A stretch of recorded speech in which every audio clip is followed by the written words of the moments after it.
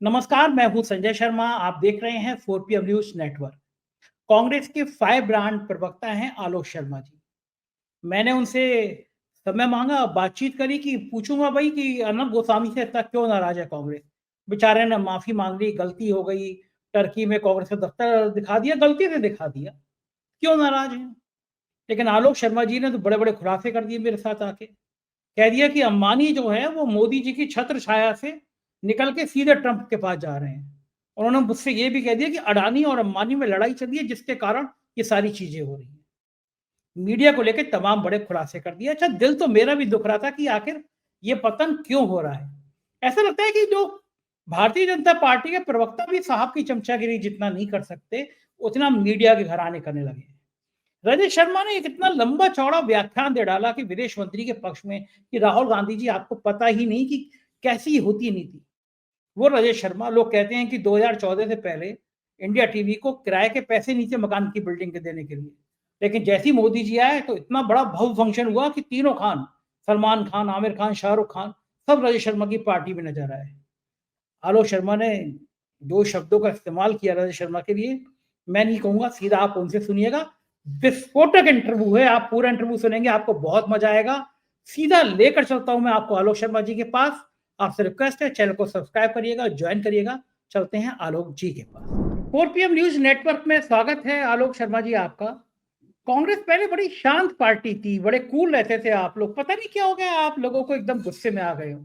अर्नब गोस्वामी ने Republic TV में माफी मांग ली है, लेकिन आप लोग बिल्कुल पीछे पड़ गए हैं कि नहीं, FIR भी होना चाहिए और कानूनी कार्रवाई भी होना चाहिए। मीडिया के प्रति इतना गुस्सा कांग्रेस को ठीक नहीं लगता ना? क्यों आप लोग इतना नाराज है अर्नब गोस्वामी से? माफी देखिए, मांगने के बाद जहां तक संजय भाई मीडिया की बात है, हम मीडिया से नाराज नहीं।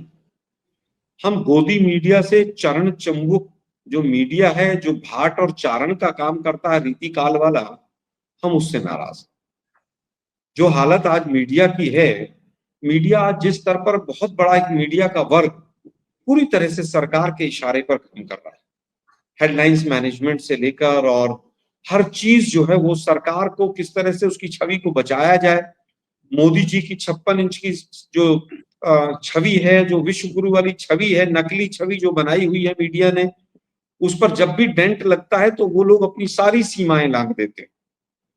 जिस तरह से टीवी डिबेट्स होती हैं, जिस तरह से हेडलाइंस बनाई जाती हैं, और इस बार तो जब युद्ध के कगार पर देश था और पूरी तरह से हमारी सेनाएं बहादुरी के साथ बॉर्डर पर लड़ रही थी, तो हमारा हिंदुस्तान के मीडिया का एक बहुत बड़ा वर्ग झूठ परोस रहा था देश को, और इस तरह की स्टोरीज कर रहा था जिससे कहीं ना कहीं पूरे विश्व में हमारे मीडिया का मजाक बन रहा।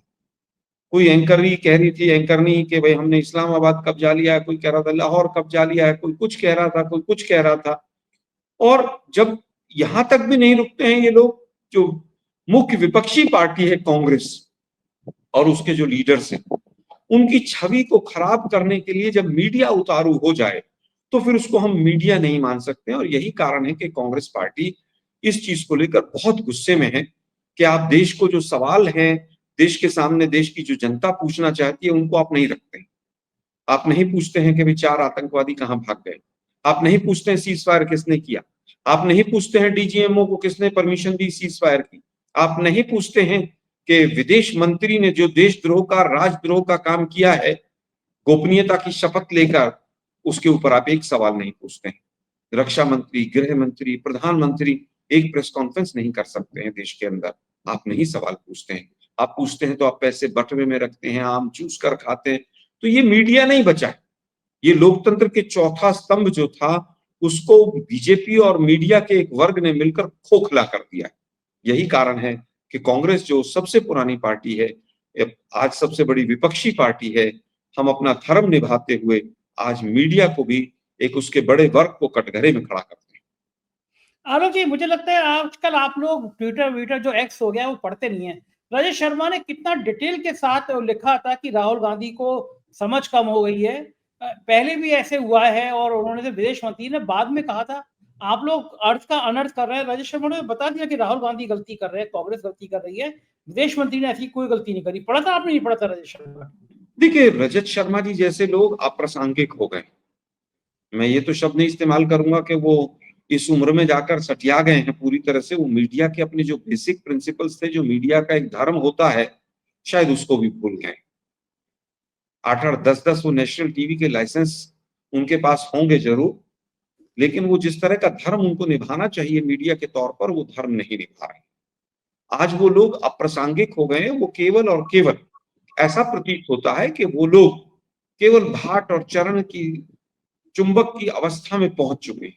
वो क्या कहते हैं उसका कोई किसी तरह से कोई ऐसा नहीं लगता है कि वो सीरियस होकर बात कर रहे हैं।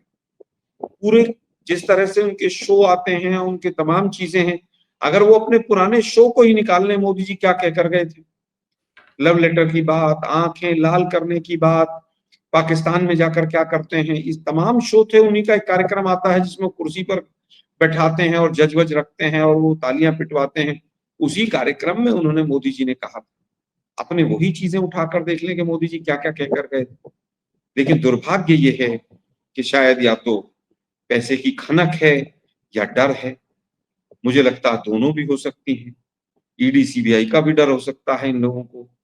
आज जिस तरह से एनडीटीवी को क्या क्या हुआ वो बताने की आज आवश्यकता नहीं। तो ये लोग पूरी तरह से अप्रासंगिक हो चुके हैं, चाहे वो अर्नब जी हों, चाहे वो शर्मा जी हों, और कई लोग हैं ऐसे ऐसे ऐसे एंकर हैं जिनको बहुत सी चीजें पता ही नहीं है। जियो पॉलिटिक्स क्या होती है उनको नहीं पता है। हिंदुस्तान का बॉर्डर किस किस देश से छूता है, बहुत से एंकर ऐसे होंगे उनको पता भी नहीं होगा। लेकिन दुर्भाग्य यह है कि कांग्रेस को कोसने का काम करता है। मुझसे एक मित्र कह रहे थे कि कांग्रेस तो कभी ख्याल करती नहीं थी। 2014 से पहले रजत शर्मा जी अपना इंडिया टीवी का किराया तक नहीं दे पाते थे बिल्डिंग का।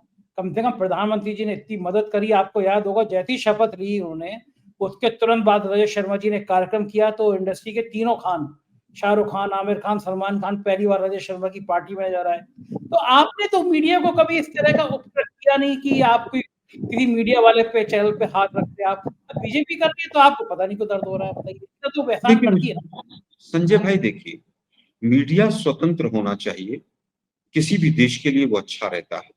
मीडिया सत्ता से सवाल पूछे वो देश के लिए अच्छा रहता है। मीडिया अगर भाट और चारण की भूमिका में आ जाएगा, वाह मोदी जी वाह, वाह मोदी जी वाह, अगर यही करना है तो मैं समझता हूं कि ये मीडिया के लिए बहुत बड़ा प्रश्न चिन्ह है कि आप अपने अस्तित्व को कैसे बचाएंगे कल को। आज आप सवाल नहीं पूछ पा रहे हैं सरकार से। आज आप सरकार से नहीं पूछ पा रहे हैं कि चारों आतंकवादियों को आसमान खा गया या जमीन निगल गई, मोदी जी के ड्रोन कहां थे, वो एक एक को व्यक्ति को धर्म पूछ के मार रहे थे, इतना इंटेलिजेंस बड़ा फेलियर, और उसके बाद आप सवाल नहीं पूछ पा रहे हैं। कांग्रेस पार्टी कभी भी मीडिया के इस तरह से उपयोग के पक्ष में नहीं रही है। चाहे वो आप देखिए, मैं तो बताता हूं कि चाहे वो कॉमनवेल्थ गेम्स की बात हो, निर्भया केस हो, 2G का मामला हो, कोलगेट का मामला हो, हर मामले में मीडिया ने हमें कटघरे में खड़ा किया। चाहे वो बहुत सी झूठी बातें भी थी, हमने कभी मीडिया को कमजोर करने की या उसकी ताकत को कमजोर करने का प्रयास नहीं किया। आज तो चाहे वो मीडिया हो, चाहे सोशल मीडिया हो और चाहे प्रिंट मीडिया हो, किसी को नहीं छोड़ रहे। सबको अपनी मुट्ठी में करना चाहते हैं। बहुत डरपोक सरकार है, बहुत डरती है। एक हेडलाइन गलत चली गई, मोदी जी की छवि खराब हो गई, डेंट पड़ गया तो बड़ी दिक्कत हो जाएगी, एडिटर फेडिटर सब भगते घूमते हैं। आज दुर्भाग्य ये है कि मोदी जी ने सैकड़ों देशों का दौरा किया, हजारों करोड़ रुपया खर्च कर दिया अपने टूर पर। किसी की आवाज नहीं आ रही है कि मोदी जी से पूछ लें कि आप एक संसद का विशेष सत्र नहीं बुला पा रहे। 50 मीडिया के लोगों की हिम्मत नहीं हुई कि एक चिट्ठी लिख दें मोदी जी को आज तक 11 साल में कि आप एक प्रेस कॉन्फ्रेंस कर दीजिए। देश के गृह मंत्री कहां हैं? बड़ा चिल्लाए थे, हम पीओके को लेकर रहेंगे, हम जान दे देंगे। एक प्रेस कॉन्फ्रेंस करने में जान निकल रही है उनकी। दंगे कराने में और युद्ध लड़ने में फर्क होता है। ये आप एकदम एकदम सीधा अटैक कर देते हैं, आप सीधा दंगे से जोड़ देते हैं कि युद्ध कराने। अभी आप देखते नहीं है वो 15 करोड़ रुपए दे रहे हैं सुधीर चौधरी को। शो देखिए उनका, क्या बढ़िया शो आता है आजकल सरकारी दूरदर्शन पे। आप लोग देखा करिए शो, तो आपको लगेगा राष्ट्रबोध क्या होता है, राष्ट्र चेतना क्या होती है। आप लोग देखते ही नहीं उनका शो। अब मैं व्यक्तिगत किसी के ऊपर कुछ कहना नहीं चाहता। उस व्यक्ति का क्या इतिहास रहा है और अंतरंग में जानता हूं किस तरह के वो शो करते रहे हैं, क्या क्या झूठ फैलाते रहे हैं। और आज वो 15 करोड़ रुपया उनको सरकार दे रही है तो किस बात का दे रही है। हमने प्रसार भारती का गठन किया कि डीडी न्यूज और तमाम चीजें निष्पक्ष हो सके, सरकार के कंट्रोल से बाहर रहें। लेकिन आज दुर्भाग्य ये है कि तमाम संस्थानों के ऊपर एक ही विचारधारा ने कब्जा कर लिया और वो विचारधारा जुडिशियरी तक पहुंच गई। दुर्भाग्य ये है सबसे बड़ा। वो विचारधारा आज उस विचारधारा को उपयोग करके कहीं ना कहीं आज तमाम संस्थाओं को, उनकी रीढ़ को कमजोर किया जा रहा है। आप एक प्रेस कॉन्फ्रेंस की बात कर रहे हैं कि सरकार एक प्रेस कॉन्फ्रेंस नहीं कर पा रही और सरकार ने पूरी दुनिया में प्रेस कॉन्फ्रेंस करने के लिए सांसद भेज दिए। आपके शशि थरूर तक भेज दिए सांसद आपको उसमें भी समस्या होती है। आपकी पार्टी का सांसद विदेश भेज रहा है मोदी जी, आपको तारीफ करनी चाहिए मोदी जी की, आप उसमें भी नाराज हैं आप। देखिए संजय भाई, विदेश नीति अभी तक जो देखने को मिली वो केवल अडानी नीति और मोदी नीति बनकर रह गई, वो सरकार की नीति बनकर रह गई, वो देश की विदेश नीति नहीं बन पाई। अभी भी जो हो रहा है उसमें भी कहीं ना कहीं विदेश नीति के नाम पर राजनीति ज्यादा दिखाई दे रही। हमसे अगर नाम मांगे गए तो हमारे नामों को स्वीकार कर लेते। चलो स्वीकार नहीं भी करना था तो आप बता देते हमें कि भाई ये नाम नहीं, हम आप इनका नाम चाहिए। शशि थरूर जी चले जाएंगे, फलाने चले जाएंगे, वो चले जाएंगे। आप अपने संसद का एक विशेष सत्र नहीं बुला सकते। अब आपने कहा कि विश्व भर में प्रेस कॉन्फ्रेंसेस होंगी।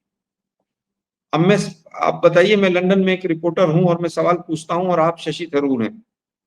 मैं आपसे सवाल पूछता हूं, शशि थरूर जी आपके यहाँ तो बहुत मजबूत प्रधानमंत्री हैं, वो 4 आतंकवादी बच के कैसे निकल गए? पहला सवाल, आपके पास जवाब है क्या? दूसरा सवाल, आपके यहाँ पर मोदी साहब का इतना बड़ा तंत्र है, उसके बाद भी सीज फायर का जो ऐलान है वो अमेरिका ने क्यों किया? क्या शशि थरूर के पास कोई जवाब होगा? आप बताइए कि आपके डीजीएमओ के पास फोन आया, पाकिस्तान के डीजीएमओ का, ऐसा आपके यहां से बयान आ रहा है।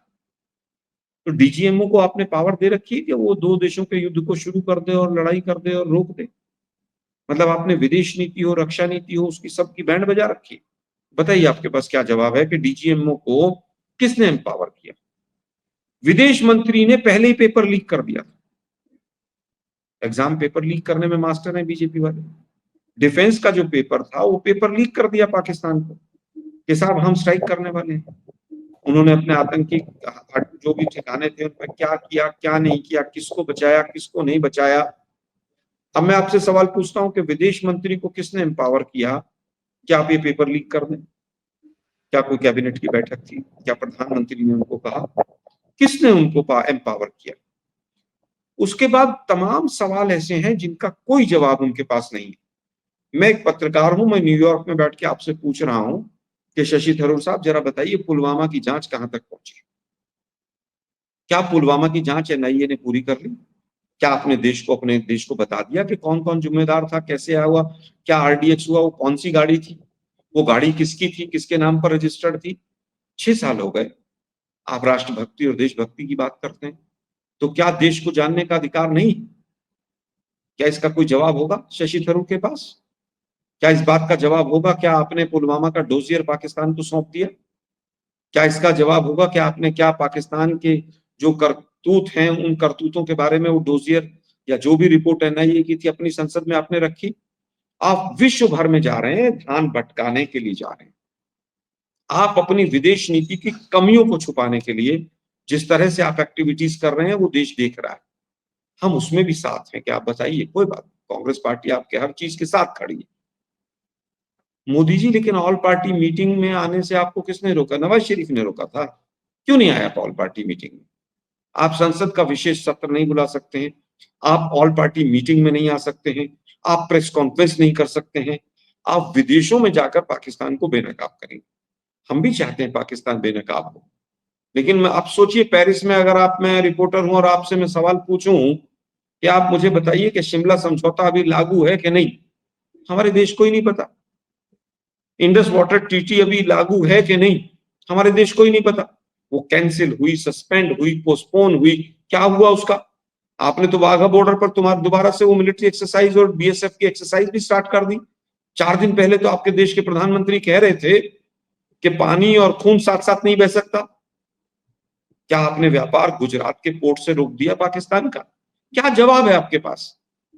आपने कौन सी शर्तों के ऊपर संजय साहब सीज फायर किया? वो शर्तें हमारे देश को ही नहीं पता है। आपने चारों आतंकवादी पाकिस्तान से क्यों नहीं मांगे? बहुत अच्छा मौका था, दाऊद को भी मांग लेते। आपने पूरी तरह से सिद्ध कर दिया कि आप एक कमजोर सरकार।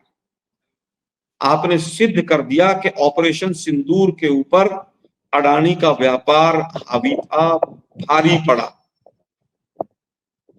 लोग पार्कों में बैठ के चर्चा कर रहे हैं कि मोदी ने अडानी के व्यापार को बचाने के लिए कर दिया है सभी। मतलब इससे ज्यादा दुर्भाग्य हो सकता है? अच्छा, हमारा फौजी टैंक में बैठा था बारूद भर के, और आपने पेपर लीक कर दिया। पाकिस्तान का मीडिया क्या चला रहा है वो पूरा देश देख रहा है, पूरा विश्व देख रहा है। वो कह रहा हमने 71 का बदला ले लिया, हमने घुटने टेक दिए, हमने कमर तोड़ दी हिंदुस्तान की। कोई जवाब है आपके पास? मुझे लगता है ये एक बहुत ही ऐसी चीज हुई है पुलवामा के बारे में, पहलगाम के बारे में और पहलगाम के बाद के बारे में, कि तमाम सवाल हैं और जवाब किसी के पास नहीं। आलोक जी, पाकिस्तान तो कुछ भी दुष्प्रचार करता रहे, लेकिन हकीकत यह है कि भारत की बहादुर वायुसेना ने घुस के मारा। लेकिन दूसरा सवाल यह है, जो आपने पूछा कि शशि थरूर से अगर सवाल पूछेंगे तो शशि थरूर क्या कहेंगे? तो अगर शशि थरूर कुछ नहीं कह पाए तो बेइज्जती तो कांग्रेस की होगी, कांग्रेस के सांसद है, बोल नहीं पाए। तो आप लोगों ने शशि थरूर को बता दिया कि इन सवालों के जवाब में बोलना क्या क्या है, तुम्हें क्या जवाब देना है? मैं समझता हूं जब देश के पास ही जवाब नहीं है तो शशि थरूर जी कहां से जवाब देंगे? लोग कह चार रहे हैं कि आतंकवादी कहां चले गए, शशि थरूर जी कैसे जवाब देंगे इसका? लोग तो ये कह रहे हैं कि प्रधानमंत्री जी ने शशि थरूर का हाथ में हाथ यूं पकड़ा और शशि थरूर अब आपकी टाटा बाय बाय करने वाले हैं, मतलब बीजेपी में जाने वाले कोई हैं। बात नहीं, देखिए राजनीति है, अगर कुछ जाएगा नहीं जाएगा वो तो उसको तो निर्णय निर्णय करना है, उसको तय करना है उस व्यक्ति को। आज वो विषय बहुत छोटा है। आज आप देश के लिए कहीं जा रहे हैं तो आप किस तरह से बेनकाब करेंगे, किस तरह से पाकिस्तान को एक्सपोज करेंगे, कौन कौन से सवाल वहां पर आएंगे, क्योंकि वहां तो प्रेस कॉन्फ्रेंस भी करनी पड़ेगी आपको। अब मोदी जी की जगह टेलीप्रॉम्प्टर पे आधा घंटा भाषण देके चले जाएं और अमेरिका का नाम भी नहीं ले तो बड़ी दिक्कत होगी। माय डियर डोनाल्ड ट्रंप ने जो फ्रेंड थे उनके, उन्होंने पाकिस्तान को तो सारी मदद कर दी। मैं एक खुलासा करने जा रहा हूं। एक खुलासा ये है सबसे पहला कि चेक करना चाहिए क्या डोनाल्ड ट्रंप की वाइफ की एक कोई कंपनी है, उसने अमेरिका में काफी बड़ा काम शुरू करने की तैयारी की है, और वो कंपनी बिटकॉइन और जो ये वर्चुअल करेंसी होती है उसमें कहीं डील तो नहीं करती है? क्या पाकिस्तान में वो अपने काम को तो नहीं बढ़ा रहे हैं? पाकिस्तान के को पैकेज जो दिलवाया गया है आईएमएफ का, वो अमेरिका के निर्देश पर तो नहीं हुआ है, 100% उनके निर्देश पर हुआ है। यहाँ युद्ध जैसे हालात हैं और इनके माय डियर डोनाल्ड ट्रंप जो है वो पैसे दिलवा रहे हैं पाकिस्तान को, और पाकिस्तान को युद्ध से बचाने का भी काम कर, जैसे बहुत सारे एंकर्स जो हैं बीजेपी के प्रवक्ताओं को बचाने का काम करते हैं, उसी तरह से अमेरिका ने पाकिस्तान को युद्ध से बचाने का भी काम किया। अमेरिका इतनी नजदीकियां लेकर आ रहा है, विदेश नीति फेल है, एक पड़ोसी देश आपके साथ नहीं खड़ा हुआ, मतलब नेपाल तक की स्टेटमेंट नहीं आई आपके पक्ष में। श्रीलंका, मालदीव, भूटान के अभी मुझे कंफर्म नहीं है कि कोई भी स्टेटमेंट उन्होंने हमारे पक्ष में दी हो। चीन खुलकर उनके साथ खड़ा हुआ है, अजरबैजान हो, टर्की हो, सब साथ खड़े हुए हैं। रशिया खुद अपने आप में उलझा हुआ है।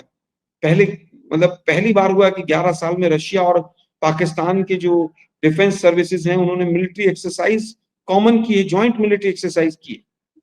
आप देखिए जिस दिन यूक्रेन का युद्ध शुरू हुआ उससे पहले दिन इमरान खान पुतिन के साथ मॉस्को में बैठे और विश्व गुरु कह रहे हैं हमने तो युद्ध रुकवा दिया, हमने तो ये कर दिया, हमने वो कर दिया।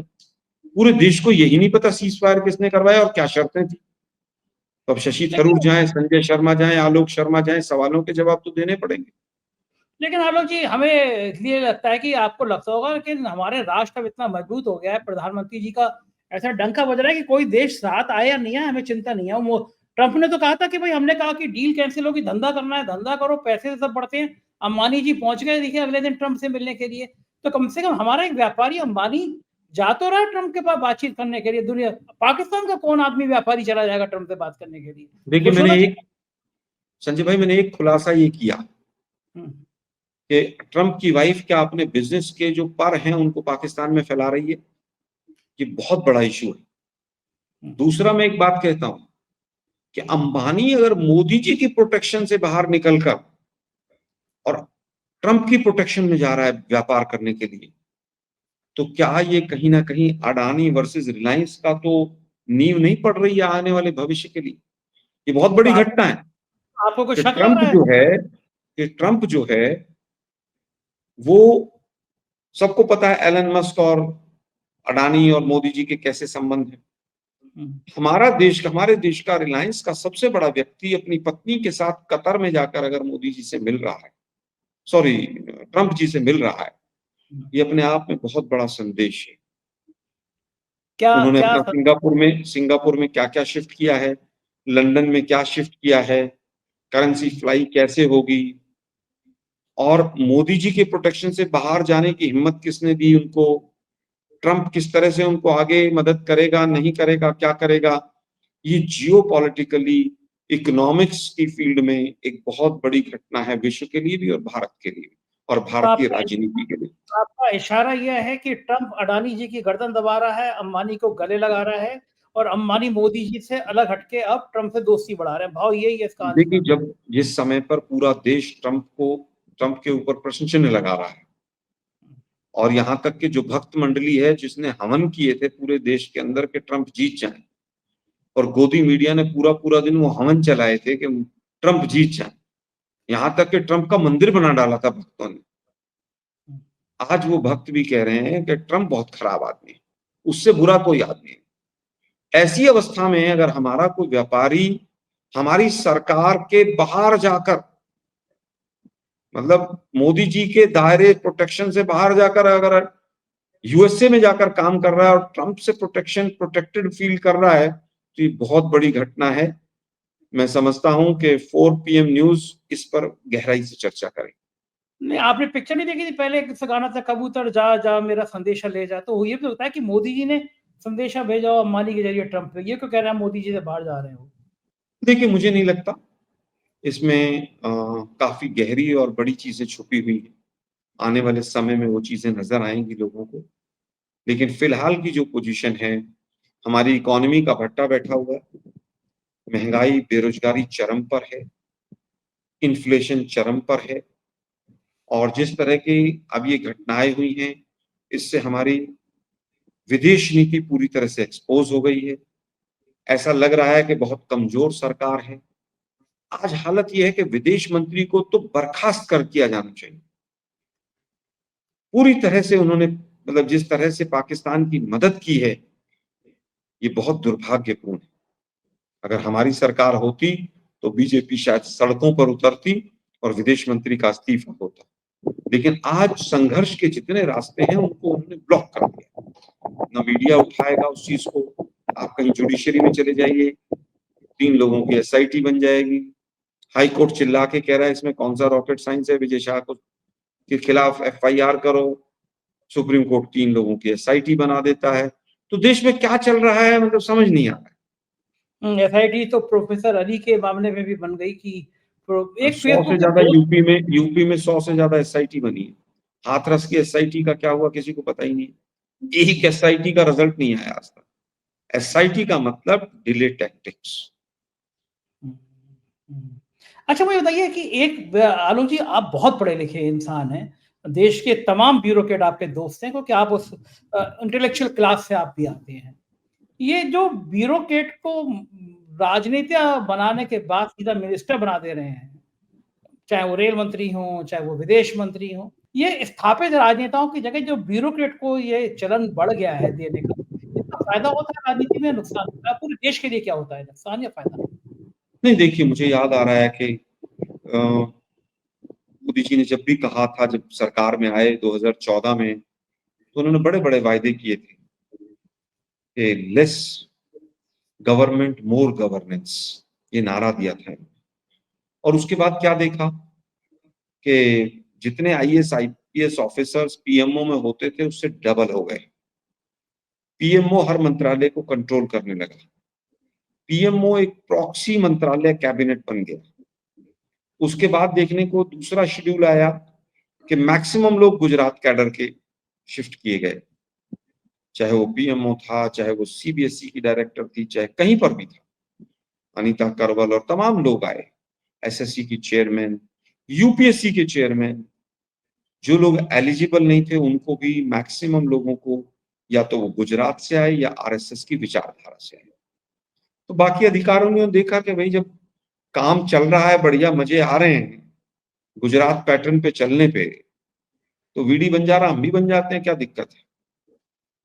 अगर 2 अधिकारी वहां जेल में 20 साल से पड़े हैं, जिनके ऊपर पता ही नहीं कौन सी धाराएं लगी हैं, उनका परिवार दर दर भटक रहा है, तो बाकी अधिकारी तो समझदार हैं। उन्होंने सोचा ठीक है, क्या दिक्कत है, चाहे वो योगी का राज हो चाहे मोदी जी का राज हो। योगी जी के यहाँ भी मतलब जो भक्त जितना बड़ा होगा, जो जितना अभद्र भाषा का उपयोग कर सकता होगा, जो गड्ढे में उतरकर भूमि पूजन करके और ये दिखा सकेगा कि मैं तो पूरी तरह से हिंदुत्ववादी हूं, उसको अपने यहाँ पर लगे हुए स्टार और शेर चिन्ह का कोई मतलब नहीं है। उनको केवल भक्ति करनी। अधिकारी या तो डर गए या सरेंडर कर गए, और जो दोनों इन कैटेगरी में नहीं आए वो वीआरएस भी ले गए। आप लिस्ट उठाइए, इस पर कोई मीडिया चर्चा नहीं कर रहा है। सैकड़ों अधिकारी हैं जिन्होंने पिछले 5-7 साल में वीआरएस लिया, चुपचाप वीआरएस लेके निकल गए। आज हालत यह है कि जो सबसे बड़ा आपकी बात मानने वाला व्यक्ति होगा वो इलेक्शन कमीशन में जाएगा और वो शेर व शायरी करेगा वहां पर बैठकर और मोदी जी के कसीदे पढ़ेगा। संजय भाई, आज हालत यह है कि हाई कोर्ट के जजेस मोदी का जन्मदिन मनाते हैं हाई कोर्ट में। आप उनसे कैसे न्याय की बात कर सकते हैं। केस अधिकारी जाति और धर्म देखकर करता है। उन्हीं धाराओं में विजय शाह है, वो छुट्टा घूम रहा है मंत्री। उन्हीं धाराओं में एक प्रोफेसर है महमूदाबाद, अली खान महमूदाबाद, वो राजद्रोह की धाराओं में जेल के अंदर। कर्नल कुरैशी को क्या कहा गया ये पूरे देश ने देखा। अब जब आप गल्फ कंट्रीज में जाकर बताएंगे पाकिस्तान बुरा है और किसी पत्रकार ने पूछ लिया कि कर्नल कुरैशी क्या आतंकवादियों की बहन है, तो हमारे सांसद क्या जवाब देंगे। आप यहाँ एक्शन लेते तो वहां मैसेज जाता। बिल्कुल ठीक बात है और ये बड़ा नाजुक विषय है जो आपने छेड़ा। बहुत बहुत शुक्रिया आलोक जी, आज आपने मुझे इतना समय दिया, मुझसे बातचीत की। Thank you sir. ये तो आलोक जी, आपने सुना, दिल से आज गुस्से में थे, आज धोना कहते हैं धोल धुलाई कर रहे थे। अब मेरा अनुरोध है कि बताइएगा जरूर ये इंटरव्यू आपको अच्छा लगा, खराब लगा, कोई कमी थी, जो भी बात हो कमेंट करिएगा। शुक्रिया, थैंक यू।